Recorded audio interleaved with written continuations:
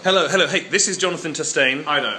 Jonathan is awesome. Jonathan works here at Inition, who are the sort of London's leaders when it comes to developing augmented reality, virtual reality technologies. And you can see I'm very lucky. Jonathan has let me down here into their awesome labs. So, okay, now this is actually what you see in an Oculus Rift being projected onto a TV monitor to give you some idea of how clever it is with the sort of different views that you get, the relatively minimal level of overlap. It really is very, very realistic. But Jonathan, why don't you talk us through the sort of finer points, because you know obviously a lot more about it than I do. Yeah, so I mean the unique thing about the Oculus is that rather than having two portrait modes, they use this thing called a pincushion effect, which changes the image, distorts it, and then because they use spherical lenses in the Oculus Rift, that then corrects that distortion and has the effect of making the field of view a lot wider, which is, I think it's 110 degrees field of view,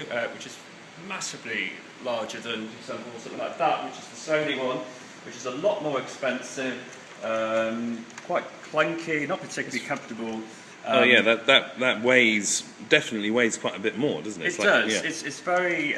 The other great thing about the Oculus is that they have this padding around as well, which cuts out all the other your external world. Whereas something like the Sony, you can see below you, which touches you, and it's like looking basically at the TV screen because of the way they portrait the lenses. So this is why it's so effective. And they did some really good, clever things with the latency as well. So they use this thing called predictive latency, which predicts where you're going to turn your head, because there's such a small amount of seconds, milliseconds. If it's any larger than 40 milliseconds, then that's when your brain starts to realise it's not real, and you can have motion sickness. So they tried to get away with that. But I'm going to show around you the Rift coaster. This is what this demo is, which is freely available, and there's a lot of demos and a great community now, sort of creating all sorts of amazing experiences. Horror experiences are just insane. There's one called Alone in the Rift, which is just too much. Really? Yeah. But I haven't got that on here, unfortunately. But this is always a good demo to show, because you have a physical sensation, especially on this bit here of the first drop. So I'm looking forward to seeing Andrew's reaction to this, actually. Okay, right, fine. Let's do it. I'm now going to don the headgear. Okay, fine. So these are the goggles. You can see nice and loud. Sticking those on now. That's very comfortable. Here's your headphones.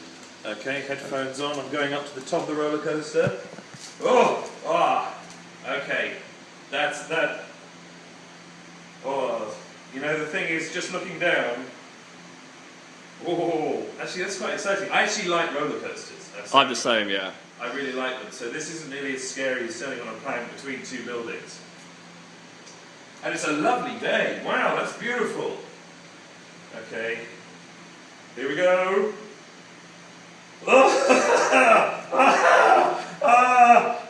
Oh man! Oh Lord! Okay. Whoa, that's wobbly. Oh dude.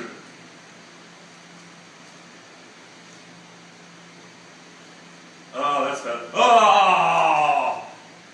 Here comes the bit. Okay, that's. Oh! Dude, I'm jumping over. Oh, I'm down. Oh, wow. Oh, Lord. Okay, right, I'm gonna sit. Oh. Okay. Whew. How do you find it? That is actually. That is awesome. My heart's pumping. That is amazing. Isn't it incredible? That is something else. Yeah. That is something else. You've got to get, as Will Smith said in Independence Day, I got to get me one of these.